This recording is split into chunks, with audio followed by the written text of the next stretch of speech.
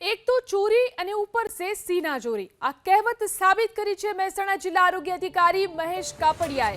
મહેસાણા જિલ્લા આરોગ્ય વિભાગની બેદરકારીથી એક યુવાનની જિંદગી બરબાદ થઈ ગઈ છે।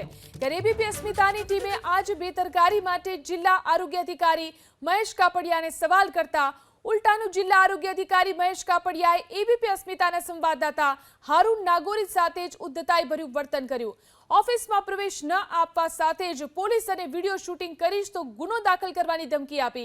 અધિકારીના આજ ઉદ્ધતાઈભર્યા વર્તન પર ભાજપ શાસિત જિલ્લા પંચાયતના પ્રમુખ તૃષાબેન પટેલે નિવેદન આપતા કહ્યું કે જિલ્લા આરોગ્ય અધિકારીએ મીડિયા સાથે કરેલું વર્તન અયોગ્ય છે। આ મુદ્દે હું ચર્ચા કરીશ। તો મહેસાણા જિલ્લા કોંગ્રેસ પ્રમુખ હસમુખ ચૌધરીએ પણ આ ઘટનાને વખોડી આવા અધિકારી વિરુદ્ધ કડક કાર્યવાહી કરવાની માંગ કરી। હસમુખ ચૌધરીએ સ્પષ્ટ કર્યું કે કોઈ પણ ઘટના બને ત્યારે મીડિયાના સવાલનો જવાબ આપવો જોઈએ। અધિકારીનું આવું વર્તન ક્યારેય સહન ન કરી શકાય। આવા અધિકારીને તાત્કાલિક સસ્પેન્ડ કરવા જોઈએ તેવી પણ હસમુખ ચૌધરીએ માંગ કરી। સાથે જિલ્લા આરોગ્ય અધિકારીના કાર્યકાળ દરમિયાન થયેલા ગોટાળાની પણ તપાસ થવી જોઈએ તેવી પણ માંગ કરી। કોઈ પણ અધિકારી હોય કે કોઈ પણ હોય તો એનો વ્યવસ્થિત સારી રીતે જવાબ આપવો પડે અને એવું ગેરવર્તન ના જ કરાય।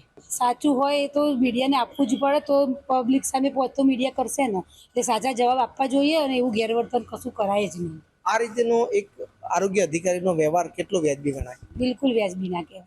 બિલકુલ ગેરવ્યાજબી વર્તન છે।